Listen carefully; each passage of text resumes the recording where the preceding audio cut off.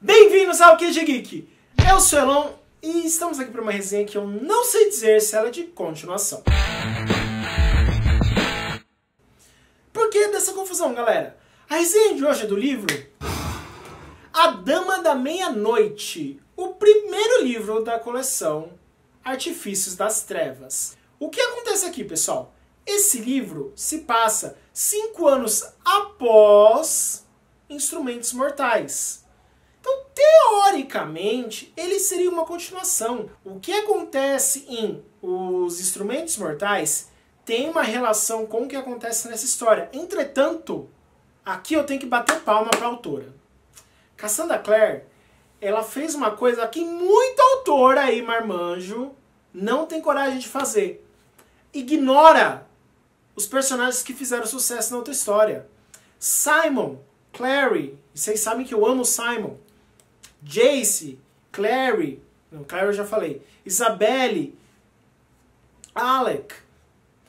Todo mundo não aparece.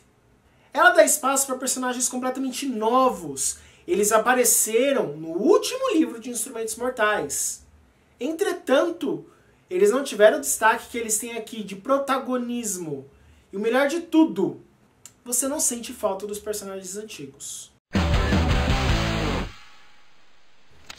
Resuminho rápido, galera, do que aconteceu no Instrumentos Mortais, só para vocês não ficarem perdidos. Teve a guerra, fizeram meio que uma paz fria com as fadas, isso é, as fadas viraram a Alemanha, não vai mais interagir com as fadas, e fica por isso. Detalhe que Julian, que apareceu em Instrumentos Mortais, e é o protagonista, é um dos protagonistas de Dama da Meia-Noite, ele perdeu 2 irmãos por causa disso. Os 2 são meio fadas. Fechou? Vamos começar com Dama da Meia-Noite. A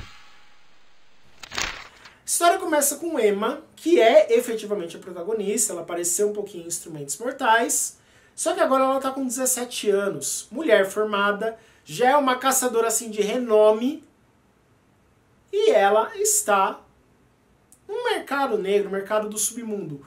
Por quê? Ela quer saber quem matou os pais dela. Essa morte ainda acontece em Instrumentos Mortais. Eles aparecem na beira da praia, cheio de símbolo, tudo morto. Só que ela nunca acreditou no que a Clave disse. A Clave disse: foram mortos por Sebastian Morningstar.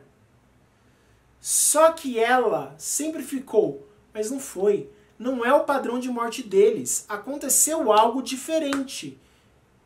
E ela começa a fazer as pesquisas sozinha. O fantástico aqui é que, querendo ou não, é um livro de investigação, de muita investigação.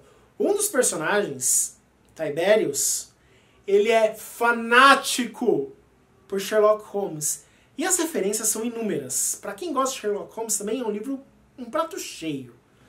Toda a história girando em torno dessa trama, você, ao mesmo tempo que você não precisa ler Instrumentos Mortais, eu vou continuar batendo nessa tecla, você não precisa ler, mas ajuda muito. Vamos lá, ela está pesquisando as mortes e começa a achar uma ou outra pista. O problema é quando essas pistas têm relação direta com as fadas, e aí, Clave não pode intrometer-se nem ferrando. E eu não vou falar mais nada da história. A história acaba aqui. Porque uma vírgula além, eu falo spoiler. E aqueles spoilers de tipo, quando eu li o trecho, falei, ok, isso está aparecendo, isso não deveria aparecer. Então vamos falar um pouquinho da relação de Emma com seu Parabatai, Julian. A relação deles de Parabatai é muito mais forte do que a relação de Parabatai de Jace e Alex, Clary e Simon. Tem alguma coisa entre eles que deixa os símbolos ainda mais fortes. E o livro explora muito isso. Eu diria que depois da trama das mortes, do que realmente aconteceu com os pais de Emma, é o segundo ponto mais explorado. Sem contar, é claro, todos os personagens da história. De novo, Cassandra Clare fez uma jogada de gênio, quando ela apresentou todos esses personagens Instrumentos Mortais. E por que eu digo isso, pessoal? Porque ela não precisou apresentar nome por nome, ela não precisou falar da personalidade deles, porque já estava um pouquinho desenhado. Ela só precisou se aprofundar. Todos os irmãos de Julian aparecem. Mas não se esqueçam, Julian agora é órfão. Ele tá sem os 2 irmãos mais velhos. Ele virou o pai de, pelas contas que eu faço, 1, 2, 3, 4 irmãos. Gente, ele tá cuidando de 4 crianças sozinho. E ele começou isso com 12 anos. É uma responsabilidade muito grande. A autora, ela mostra o mundo nas costas de Julian, assim, de tal forma que você fica com muita dó do garoto.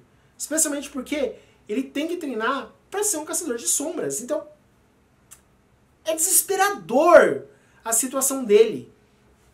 Isso porque ainda temos Emma, temos as mortes, tem tudo o que está acontecendo.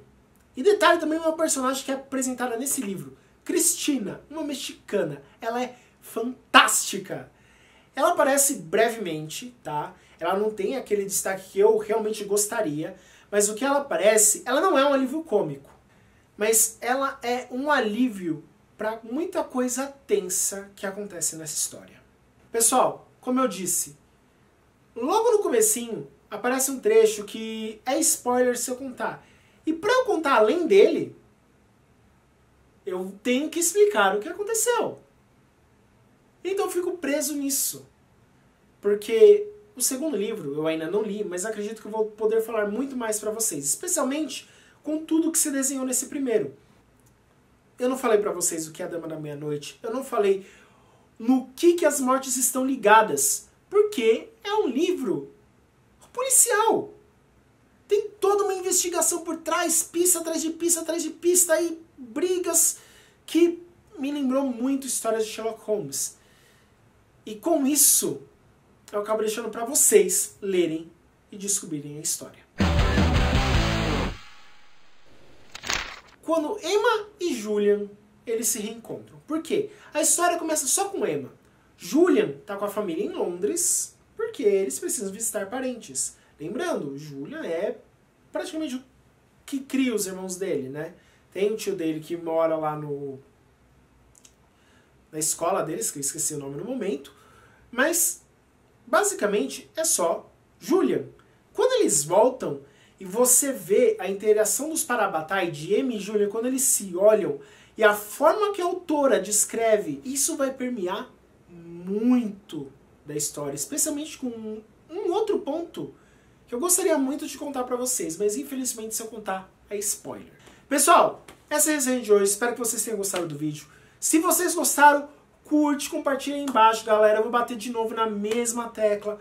Compartilha, pessoal. Vamos tentar trazer mais gente para esse mundo de leitura. Nem que seja para ler mais Chato de Assis, nem se seja para ler literatura clássica brasileira. Vocês sabem que eu não gosto de literatura clássica brasileira. Mas nesse desespero de um monte de livraria fechando e a gente não ter mais... Esse desespero que está acontecendo, o inimigo do meu inimigo é meu amigo. Então, galera, vamos esforçar um pouquinho para isso. Pessoal, até a próxima!